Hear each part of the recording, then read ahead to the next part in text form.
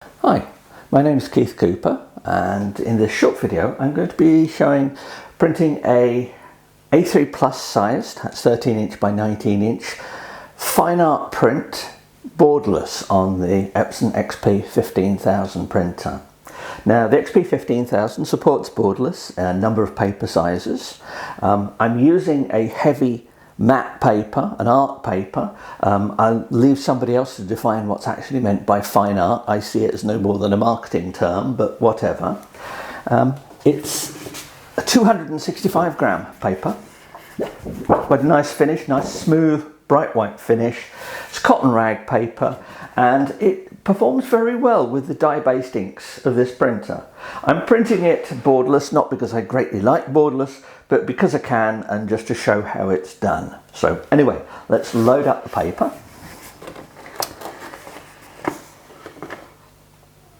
Simply fits there.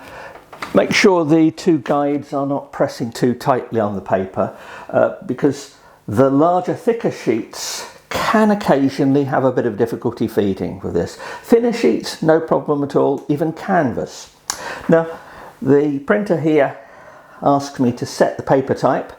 Now I've set the size to A3 plus and set the paper type to velvet fine art paper. Now there's a limited set of media options available on this printer, but velvet fine art matches with a profile that I've produced for this particular paper.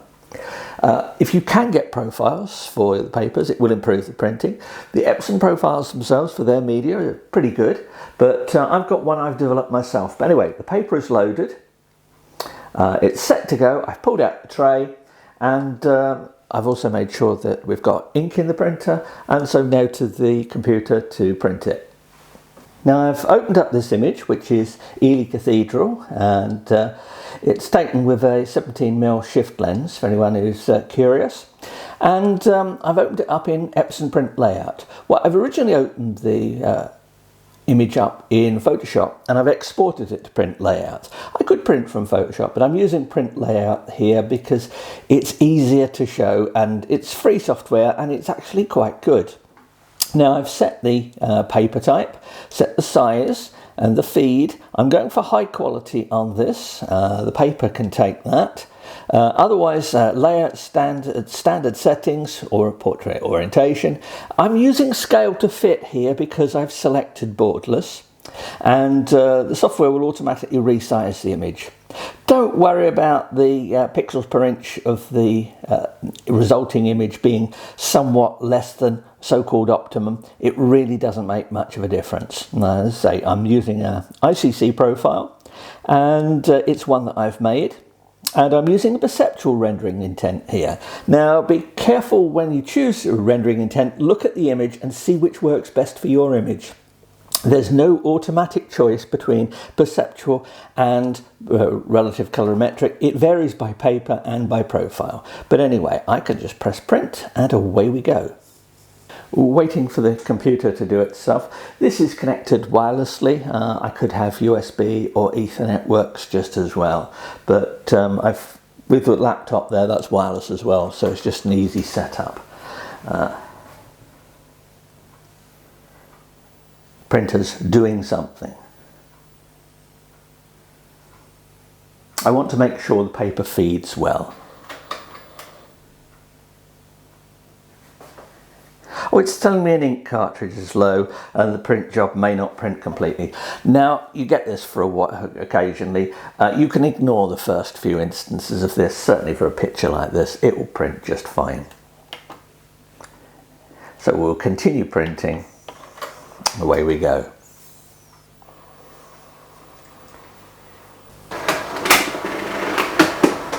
And there we are. Paper's fed perfectly well. Interestingly enough, it says there's a paper jam.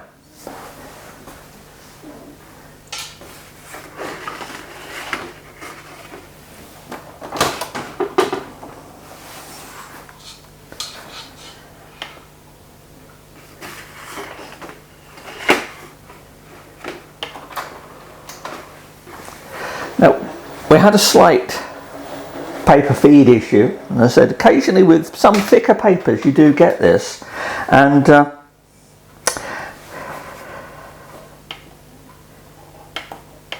Now I'm not going to replace the ink cartridge. I'm just supporting this and just gently got my thumb on the back of the paper here. And there we go. It took very little pressure. It's only this paper and one or two other very thick papers I've noticed it. There's no problem with the printing, it's just that initial grab of the paper that it sometimes has trouble with. With the 15,000 I can safely lift the lid to have a look at, just to check the printing's going okay, and it looks fine. And here's the print nearly done. The colours are very good. It's quite strong artificial lighting on stonework, so the colours are pretty real. It's quite bright, this, although I actually have a black and white version of this image that I like, because that really emphasises the texture rather than the colour that you get here. Different people like different pictures. I do a lot of my architectural work of this style in black and white, but I do colour as well, because it's about what people like, and just because I prefer black and white, not everybody does. Some nice colour from the stained glass windows here. I can just see it printing the very end of the paper, so it's virtually done.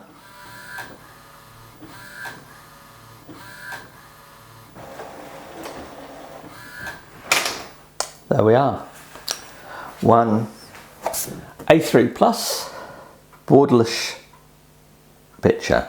Now I have to observe that if you're not careful with resizing your pictures to print, you can get, there is perhaps a fraction of a millimetre of white border on this print. You need to experiment a bit with this, and this is where it helps having, if you want to print this size on relatively expensive paper, have some plain paper as well, just to check layout for things like this.